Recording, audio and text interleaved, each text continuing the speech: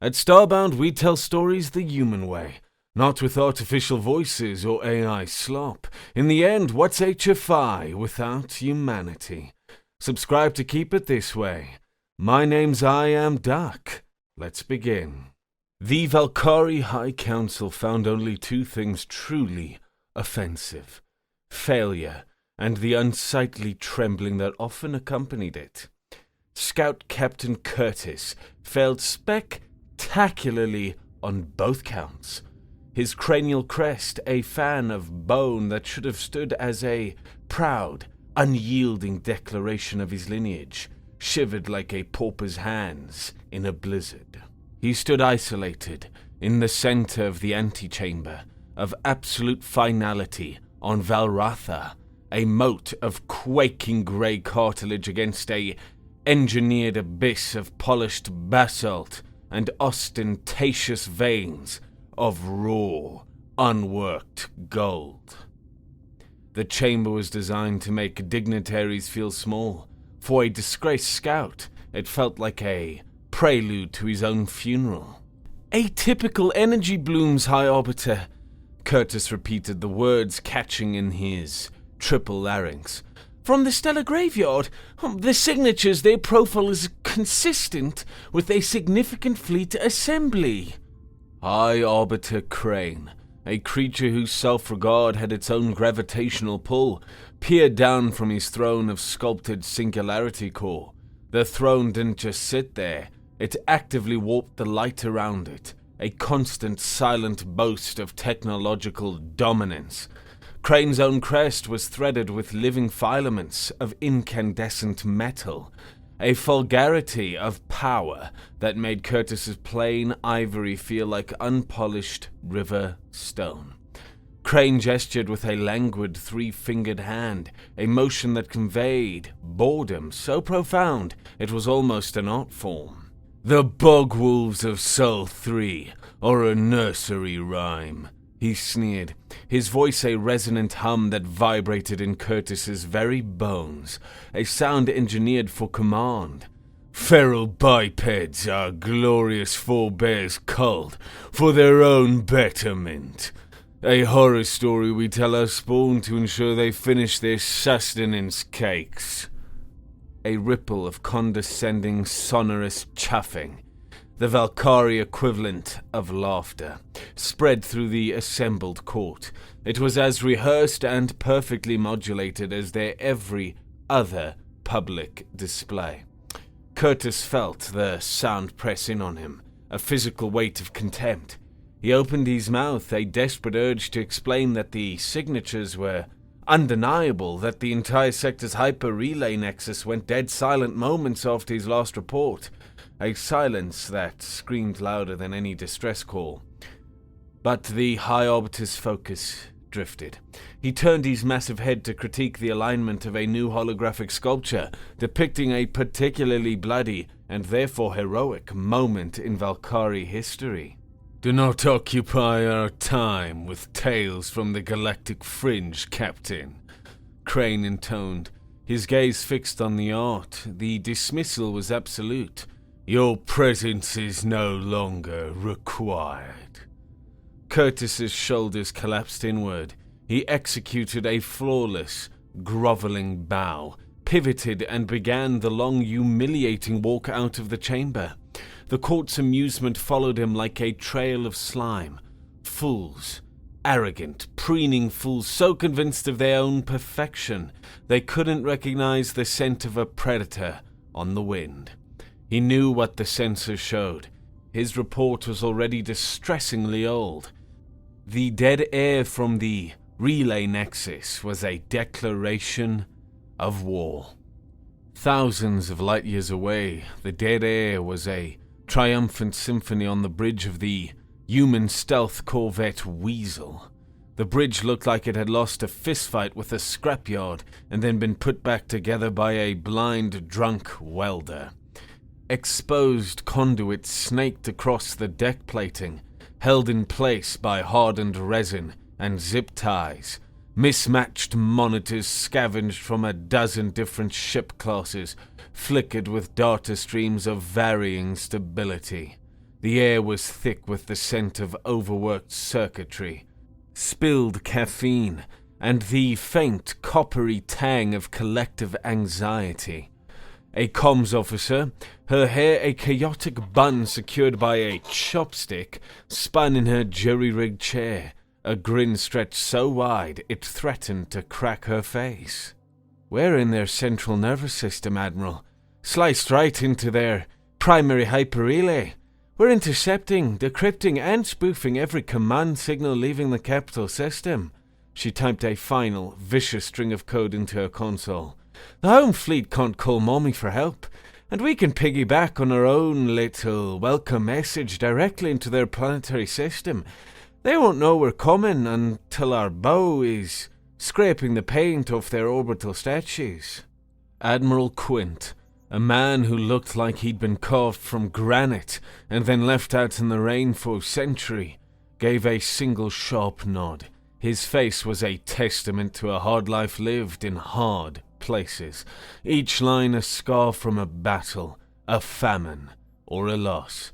He absently rubbed a tarnished silver locket hanging from a chain around his neck, a gesture as automatic as a heartbeat. "Good work, Specialist. Begin the broadcast on my mark." The first alarm that shrieked across Valratha was, for most, a curiosity. The sound was an ancient recording, a relic from an age before the Valkyrie achieved their self-proclaimed state of perfection. Citizens in the meticulously sculpted plazas, where fountains of liquid light defied gravity, and flora were pruned to geometric exactitude, paused their languid promenades.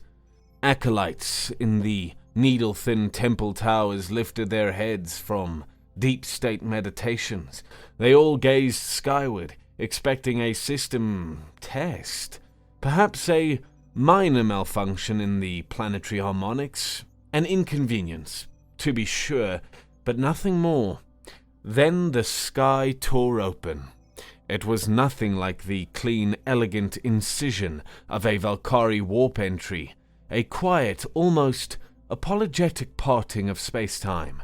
This was a wound, a festering, violent gash ripped across the heavens, vomiting raw energy and shivering space-time distortions.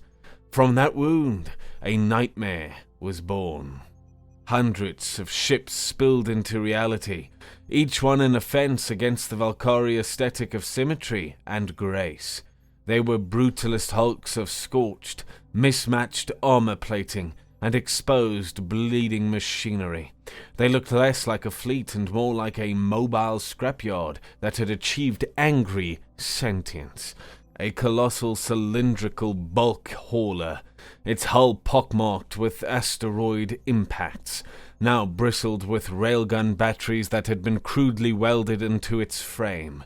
A flat, wide asteroid miner, designed for peaceful work, now sported torpedo bays that looked like cancerous growths on its belly. At their heart was a beast that had once been a mobile refinery, a lumbering industrial vessel now sheathed in layers upon layers of scavenged armor from a dozen defeated foes. Its silhouette was a jagged, defiant fist raised against the system's twin suns. This was the Wolfpack fleet. They eclipsed the light, casting a profane shadow over the pristine, perfect capital. And then every speaker, every comm panel, every public address system on the planet, and in every orbital station, hijacked by the ghosts in their machines, crackled to life. A single voice spoke, a human voice, ancient and layered with the rust of 300 years of hate. People of the Valkyrie Empire, we remember the fires of Epsilon Eridani. We remember the glassed fields of New Canaan. We are the ghosts you made in your glorious cleansing. We are the children of the worlds you burned, and we've come home. On the bridge of the flagship Grendel, Admiral Quint watched the main view screen. The angular, immaculate ships of the Valkyrie home fleet moved with choreographed grace. gliding from their orbital berths in movements that were more ballet than military deployment.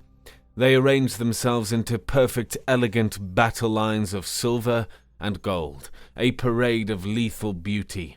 Quint watched them, still as the vacuum outside, a lead wolf watching a herd of prize-winning dim-witted carabao wander onto a box canyon.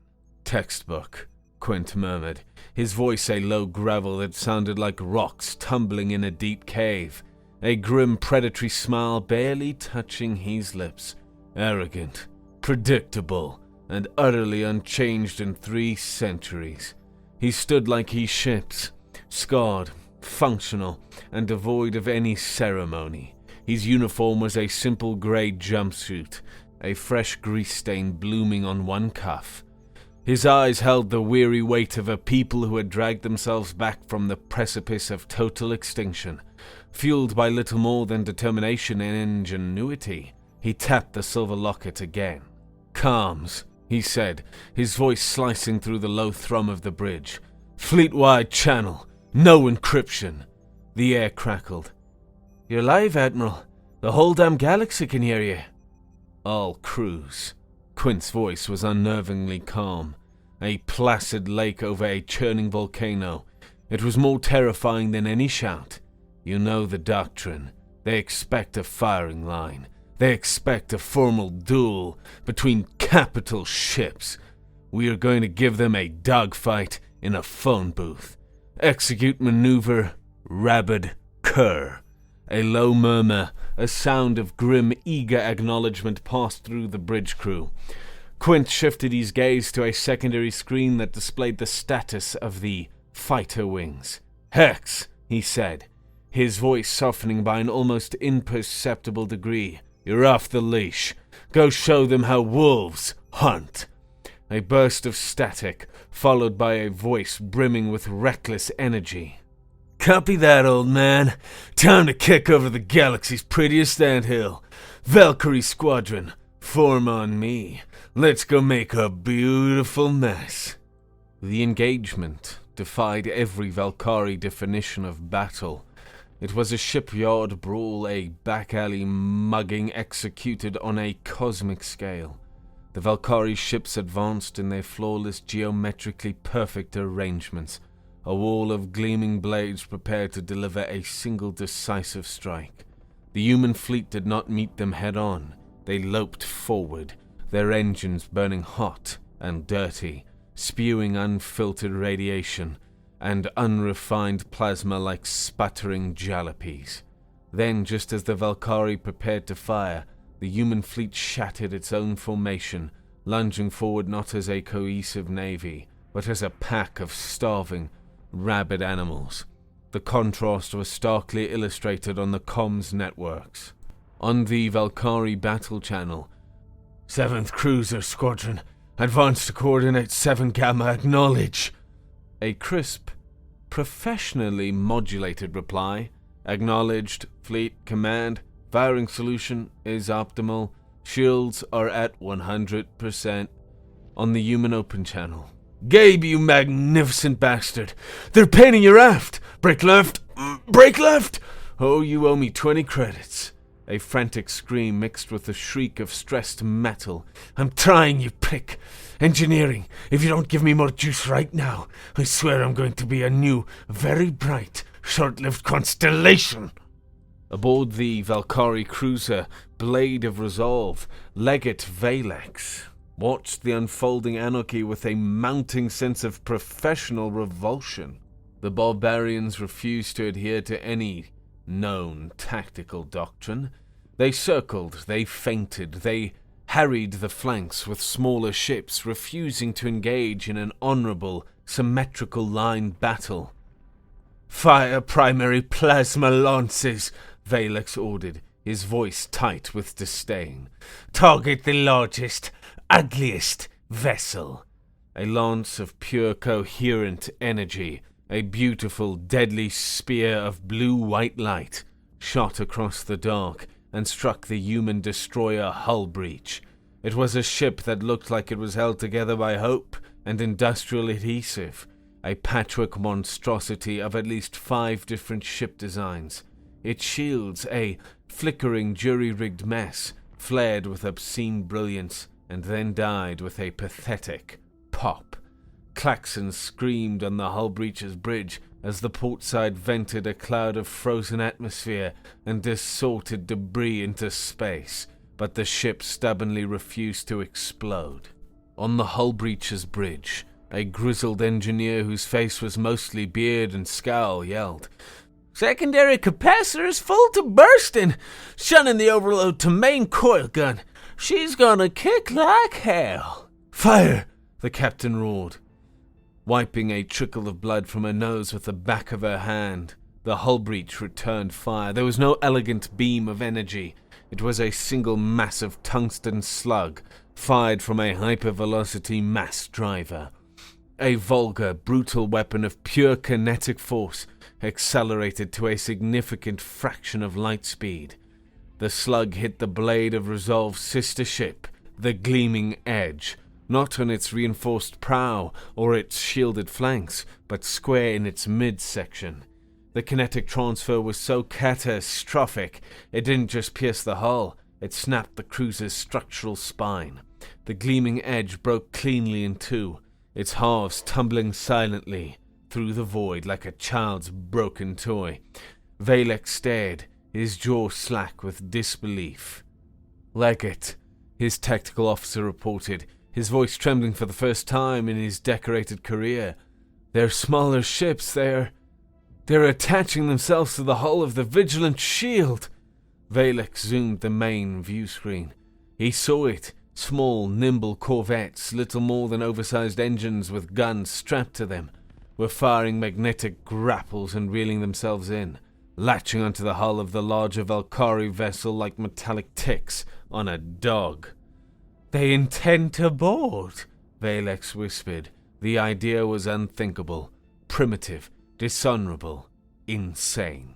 He watched as human marines in bulky, graceless power armor used plasma cutters to slice through the Vigilant Shield's hull. The Valkyrie fleet was being dismantled, not by a rival navy, but by a pack of rabid, horrifyingly effective pirates. Inside a corridor of the Vigilant Shield, the universe had shrunk to a cacophony of screaming metal, plasma discharges, and the heavy clang of magnetic boots. Sergeant Grizz planted his feet on the corridor wall, perpendicular to the floor. The Valkyrie soldiers, arranged in a neat, disciplined firing line at the far end of the hall, adjusted their aim, their minds, trained for two-dimensional ground combat, struggled to process the three-dimensional threat. They were fatally slow. "Counter-thrust!" Grizz barked into his helmet comm. He pulled the trigger on his massive, oversized shotgun. A deafening counter-roar erupted from his armor as integrated thrusters slammed his boots hard against the magnetic plating, anchoring him against the shotgun's ludicrous recoil. For a microsecond, he was the immovable center of a miniature, man-made hell. A cone of superheated tungsten flechette, each the size of a man's thumb, tore down the corridor. It was an area denial system disguised as a firearm. It shredded the first rank of Valkyrie soldiers, their elegant ceremonial armor peeling away like fruit skin under a pressure washer. "Sealing team, go loud!" Grizz yelled. Another squad of Marines, who had been clinging to the ceiling like monstrous spiders, dropped down behind the disorganized Valkyrie ranks. The fight was over in seconds. It was close quarters, savage and utterly antithetical to the Valkyrie way of war. They were trained for honorable duels at range, for formations and firing lines. They were not prepared for monsters who treated a hallway like a kill box and used gravity as a mere suggestion. The Marines breached the bridge through the ceiling vents, dropping into the center of the command crew before the Valkyrie could even register their presence. The Valkyrie captain looked up from his console with uncomprehending shock, just as the butt of a human pulse rifle smashed into it, ending his career and his consciousness in a single, brutal motion. The battle was won. but the cost was still being tallied. On the bridge of the Grendel, which served as the fleet's chaotic central command, Quint watched the tactical holo display. The icon for the cruiser Stalwart blazed with a red fire symbol alarmingly close to its reactor housing. The ship's captain appeared on screen, his face smudged with soot, his expression one of profound exhaustion. "Admiral, the fire's out of control on deck 7 through 9. Plasma conduit ruptured.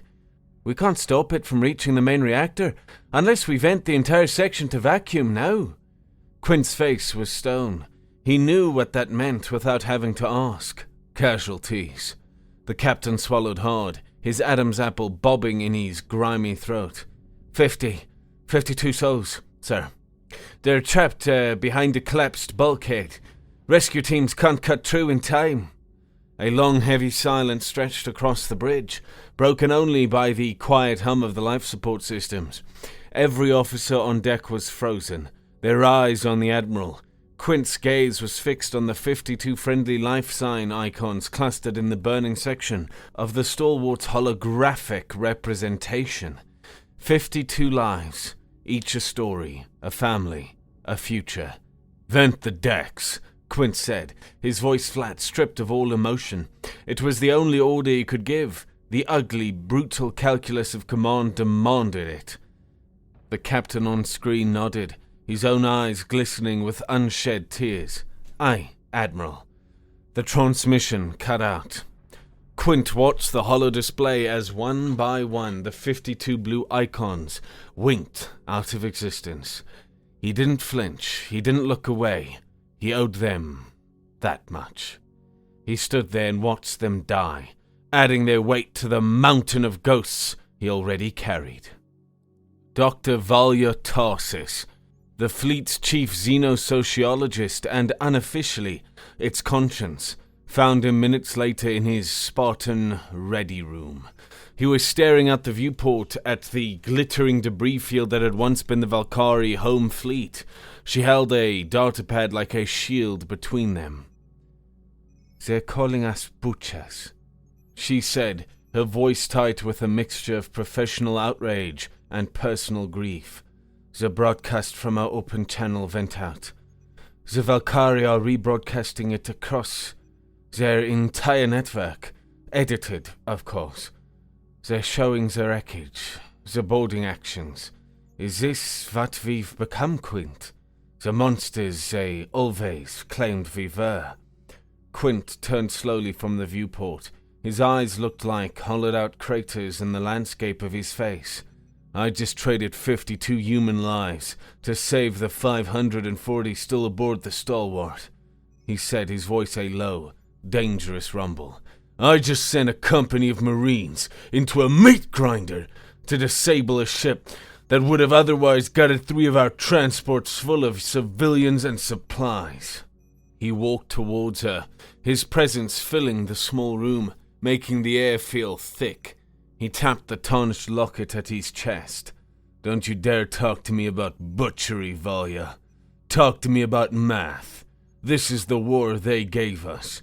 They burned our worlds. They salted our soil. They hunted our children for sport and called it a glorious cleansing. We fight it with the weapons we have left, with the tactics that work, with the savagery they taught us." "I'm not talking about mass, Quint. I'm talking about consequences," she shot back, her academic calm fraying at the edges.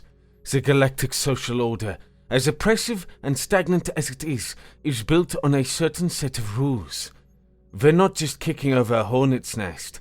We're giving the hornets plasma rifles and a holy crusade. The anarchy we unleash might be infinitely worse than the tyranny we're fighting. We could plunge 1,000 worlds into a dark age. We are wolves because they made us wolves," Quint repeated, his voice dropping to a near whisper, raw with an ancient pain. "We did not ask for these teeth. We did not ask for this hunger." Valya met his gaze, unflinching. "And what happens when the hunt is over, Quint? What happens when all the carabao are dead? Can a wolf ever learn to be anything else? Quint had no answer for that. He just turned back to the stars, his hand clenching around the small silver locket until his knuckles turned white. Their next target was not a military installation. It was a massive, ornate orbital station above the subjugated world of Kith-Ra. Its official designation was Labor Processing Center 3. Everyone in the galaxy knew it was a slave market. While the main fleet engaged the system's token defense ships in a noisy, distracting brawl, a strike team of breaching corvettes latched onto the station like leeches. The fighting inside was brief, brutal, and utterly one-sided. The Valkyrie overseers, accustomed to beating down unharmed, malnourished civilians, were no match for armored marines with shotguns that fired shells the size of a man's forearm. The marines blasted open the massive slave pens. Thousands of beings stumbled out, blinking in the harsh, flashing emergency lights.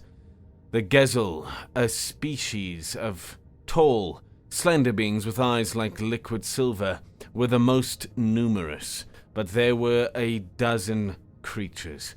Creatures from worlds the Valkyrie had conquered, stripped bare and forgotten. But the humans didn't just free them. They stormed the station's armories. They began passing out captured plasma rifles to the stunned, terrified former slaves. The effect was immediate and horrifying. A young Marine, Private Miller, watched as a group of freed Kithran, their faces etched with the scars of generations of institutionalized hate, cornered a handful of unarmed Valkyrie overseers against a bulkhead. The Kithran held their new rifles, their hands trembling with a mixture of fear, fury, and disbelief.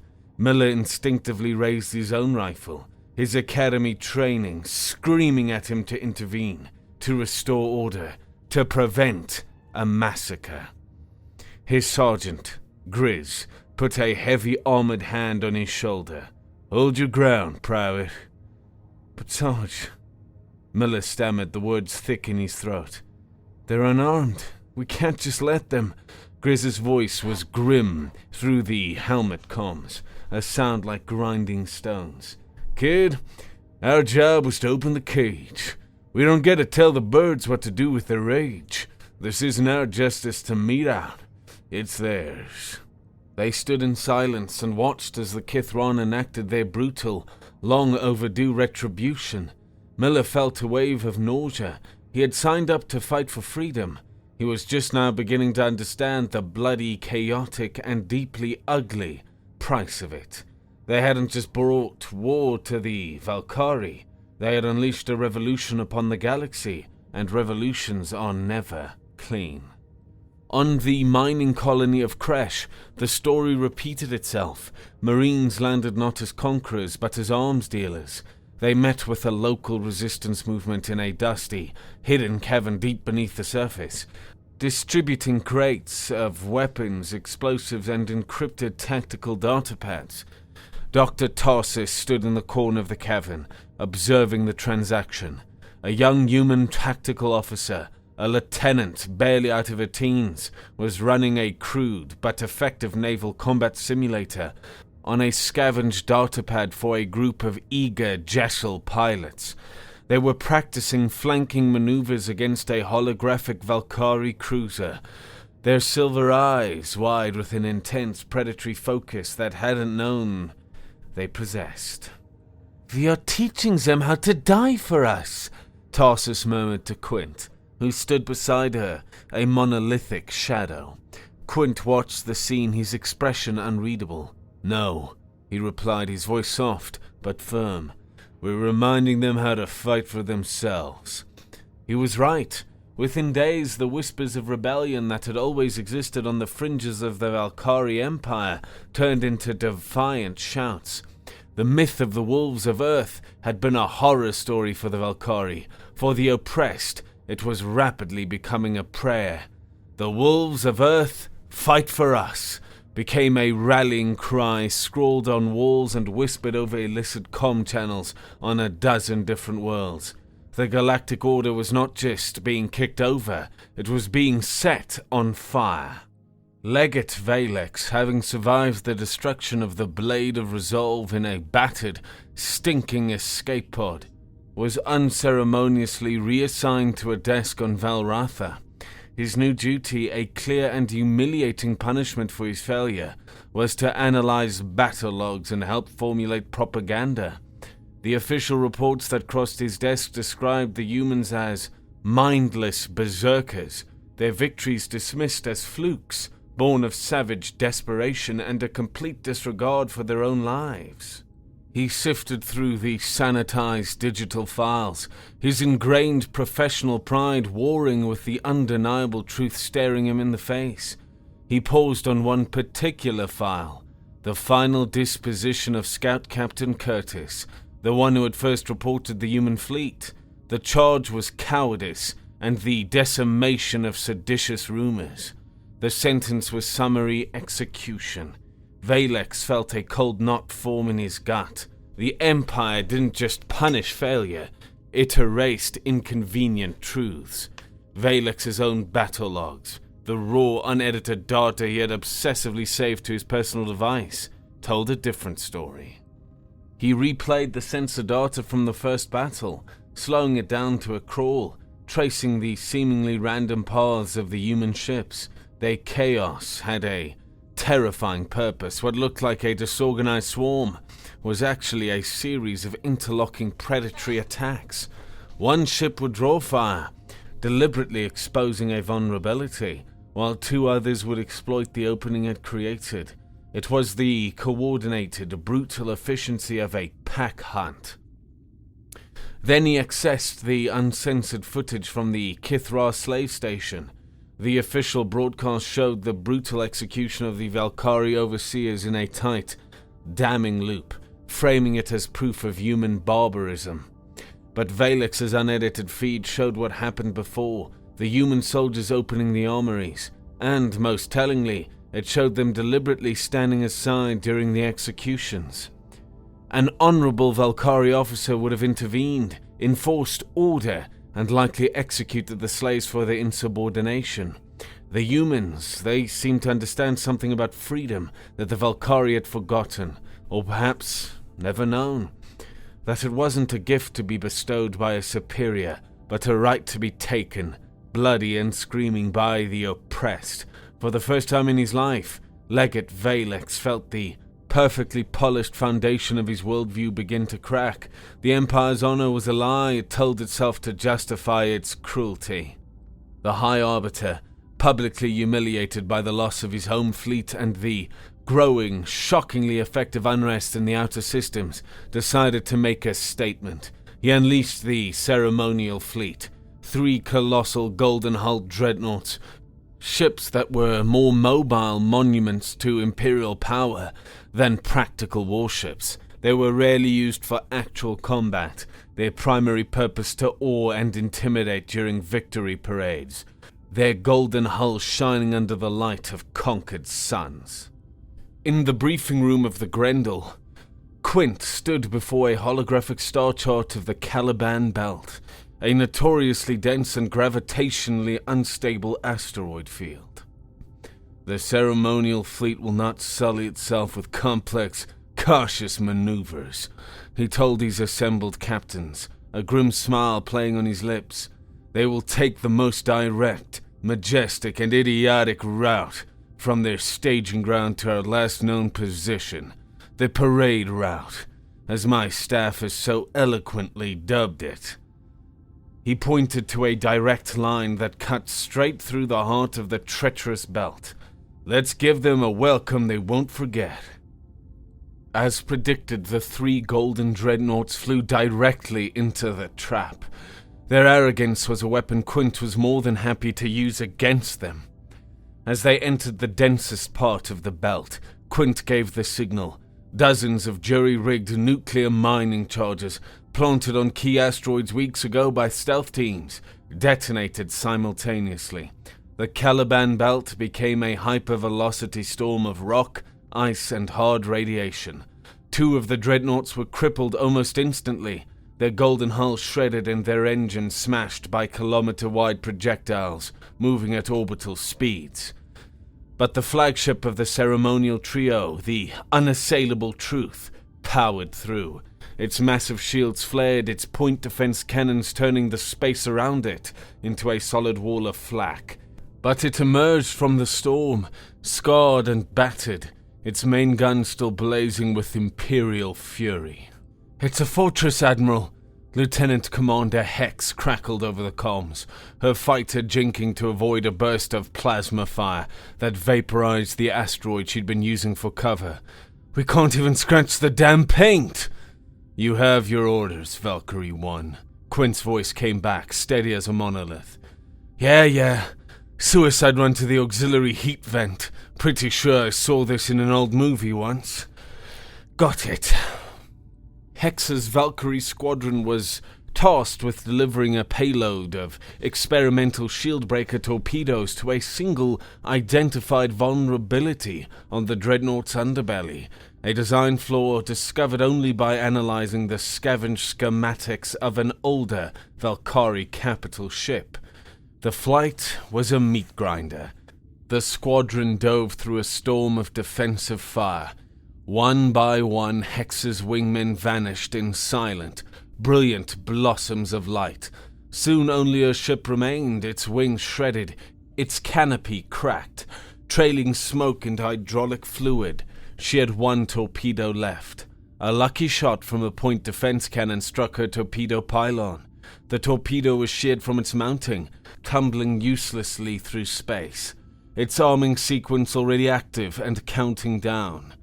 "Shit!" Hex screamed, a word that was both a curse and a prayer. Then a mad, beautiful idea bloomed in her mind. "Hey, Admiral," she crackled over the comm, her voice surprisingly calm, almost cheerful. "Got a little technical problem here, but I think I can improvise a solution." She angled her crippled fighter, the controls screaming in protest. "Computer, grab that tumbling bird with the baby hands. Let's just hope its arming time is as slow and inefficient as Valkyrie bureaucracy." On the bridge of the Grendel, they could hear her tactical officer shouting in the background of her transmission. "Commander, the salvage grapple can't sustain that kind of kinetic stress. It's not rated for live ordnance." Hex grunted with the effort of her maneuver, her ship shuddering so violently her teeth rattled. "It only has to hold on for a second." Her fighter's small, articulated salvage arm extended, the baby hands clamping precariously around the casing of the tumbling torpedo. The arm groaned, metal screaming in protest. With a final desperate push of her main thrusters, she shoved the torpedo and her entire ship directly into the exposed thermal vent. The resulting explosion ripped the primary engine housing from the Dreadnought's structural spine, starting a catastrophic, uncontained chain reaction that tore their mighty golden ship apart from the inside out. Quint watched Hex's icon on the tactical map blink, then vanish. For a long moment, the bridge of the Grendel was utterly silent, save for the hum of the machines. Then, a rage, pure white hot and 3 centuries old, boiled up inside him. His hand went to the silver locket at his chest, his knuckles, bone white, the hazy, faded image of his ancestors, from a colony world the Valkyrie had sterilized down to the last microbe, swam before his eyes. He was about to give the order. The final order. The one he had dreamed of giving his entire life.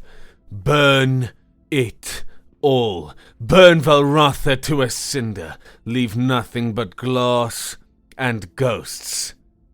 "Quint." Dr. Tarsus was beside him. She placed a hand on his arm. Her touch was light, but it felt like a gravitic anchor.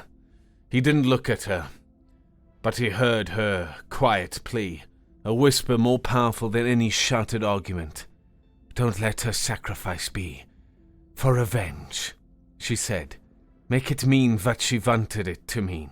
A chance Freedom. Not just for us. For everyone. Quint closed his eyes. The rage was a physical thing, a fire in his veins that threatened to consume him. He fought it, wrestled it back to the cage deep inside his soul where it lived, and when he opened his eyes again, the inferno was gone, leaving only cold, hard resolve. He had a war to finish, and now he knew how it had to end. In a grim briefing before the final assault on Valratha, the mood was tense. A tactical officer brought up a holographic model of the High Arbiter's personal dreadnought, the Eternal Vigil, which now served as the system's command and control center. "Admiral," the officer said, his voice grave, "analysis of the Eternal Vigil's energy signatures confirms our worst fears. Its shield harmonics are a self-contained recursive loop, completely impenetrable to our current arsenal. Its point defense grid is a solid wall of plasma fire. We can't shoot it down. We can't even get a torpedo close enough to matter." The room fell silent. Quint stared at the golden behemoth on the display. It was a perfect weapon, a symbol of the Empire's arrogant, unassailable power, an unwinnable fight, unless they changed the rules of the game. Later, Quint transferred his command flag from the mighty Grendel to the smaller Foster command ship, the Shepherd. He handed control of the fleet's heart and soul, the lumbering refinery ship that had carried them across the darkness, to his trusted executive officer, Commander Rostova. "Make them remember the name of this ship," was his only order to her. Rostova nodded, her face grim but resolute. "It has been an honor, sir."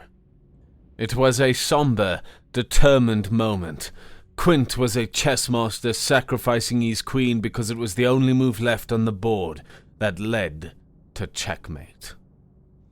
Legate Valex, trapped at his punishment post in the Planetary Defense Command on Valratha, monitored a priority channel.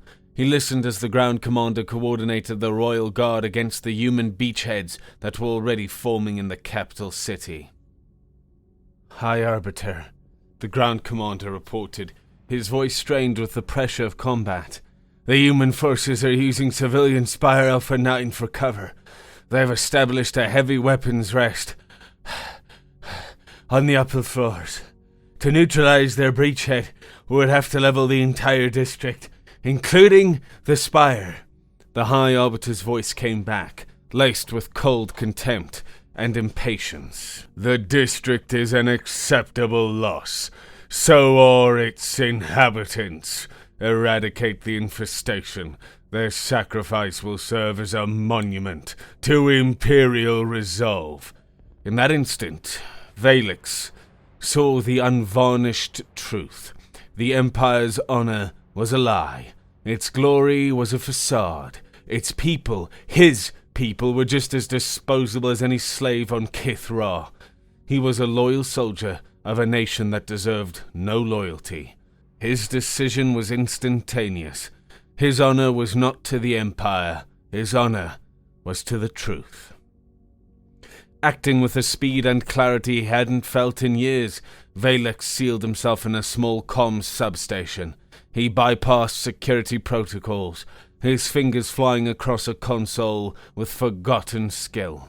He had compiled the data, the complete up-to-the-second schematic for the planetary defense grid, the shield generator locations, the power conduits, and its one fatal, arrogant weakness, a single unshielded primary energy relay deep beneath the High Arbiter's palace. He needed to send it. He encrypted it not with a military code, but with a simple 300-year-old commercial trading cipher, one used when humanity and the Valkyrie last had peaceful contact. It was absolute and worthless to a modern military codebreaker, but a historian, or a species with very long memories, might just recognize it. He found a human tactical frequency, a chaotic channel flickering with battlefield chatter, and sent his message in a bottle out into the storm. On the bridge of the Shepherd, a harried comms officer shouted over the din of battle. "Admiral, we're picking up a weird Valkyrie broadcast on our own tech frec. It's encrypted, but the cipher is archaic. Commercial, maybe. It's weak as hell." Quint's eyes, fixed on the unfolding ground assault, narrowed. An enemy broadcast on their own channel. A virus. A trap. Or something else. "Crack it," he ordered, his voice sharp with sudden intensity. "No!" Armed with Valex's data, the human attack transformed from a blunt force assault into a surgical strike. Drop pods, no longer needing to brute force their way through the defense grid, screamed through the atmosphere and landed in the pristine plazas and manicured gardens of the capital. Human marines poured out, their bulky, scarred armor a shocking, profane contrast to the elegant, sweeping architecture.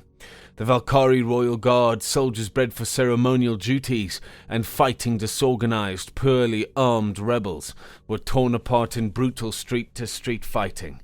They were warriors of the parade ground, and the wolves were at the gates. As the battle for the capital raged below, a new group of ships warped into the system. They were not human. It was a ragtag flotilla of retrofitted Jessel freighters and Kithran mining vessels. Their hulls hastily plated with scavenged armor, their cargo bays crudely converted to missile launchers. They were ugly, outgunned, and glorious. A broadcast, carried on an open channel for all to hear, echoed through the system. It was the voice of a Jessel captain, full of a fire that had been dormant for centuries. "The wolves of Earth fought for us," the voice declared, raw with emotion. "Now the Jessel fight for the wolves." The small flotilla made a heroic, suicidal charge at a Valkyrie cruiser that was targeting the human troop transports. They were obliterated in moments, but they bought the ground invasion precious, critical minutes. It was the first free act of their people in 300 years. Aboard the Shepherd, Quint watched the final act unfold on the main view screen. Commander Rostova's face appeared from the bridge of the Grendel. Her expression was calm, her eyes shining with a terrible, beautiful light. "Admiral," she said simply, "we have a clear path to the eternal vigil." Quint nodded slowly. He knew what she was going to do, what he had known she would do from the moment the tactical report came in. "Godspeed, Commander," he said, his voice thick. On the bridge of the Grendel, Rostova turned to her crew. "All hands," she announced, her voice ringing with pride. "It has been an honor. For Earth, for Hex, for all of us." The old refinery ship, the heart of their fleet, the symbol of their long struggle for survival, accelerated. It did not fire its weapons. It simply flew. Faster and faster, a crude, unstoppable spear of vengeance and sacrifice, and slammed into the side of the Golden High Dreadnought, Eternal Vigil. The resulting explosion was a brief, silent star in the sky above the capital, a funeral pyre for an empire, and a monument to a ship that had been born a tool and died a weapon. Quint stood in the ruins of the Valkyrie High Council chamber. The antechamber of absolute finality was shattered. Its polished basalt floor cracked and scorched. The surviving members of the council knelt before him, their proud crests broken, their faces twisted with abject terror. The leaders of the newly freed species, Jessel, Kithran, and a dozen others, stood behind him, their eyes full of a mixture of awe and expectation. They were waiting for him to take the throne, to declare himself their new emperor, their liberator. Instead, Quint deactivated his helmet. His scarred, weary face was broadcast across the planet, across the system. He was not a god. He was just a man. He gestured with one gauntleted hand toward the broken, empty throne of the High Arbiter. "We are not your new masters," he said, his voice quiet but carrying the weight of an entire people's history. "We are your equals. We showed you the door was unlocked. It is up to you to walk through it." He looked from the kneeling, defeated Valkyrie to the hopeful, terrified faces of the freed slaves. "Stand up free, or you will fall to another tyrant. We will not rule you. We will not become you." The human fleet, scarred and depleted but victorious, rose from the ashes of Valratha. They did not stay to govern. They did not stay for a victory parade. Their war was over. Their mission was complete. Without ceremony, without a single parting word, they turned their battered ships toward the stellar graveyard. One by one, they tore new, ragged wounds in the sky and vanished back into the vast, uncaring darkness from which they came. They left behind a galaxy in chaos, but a galaxy free. A galaxy forever changed by the return and the howl of the wolves of Earth.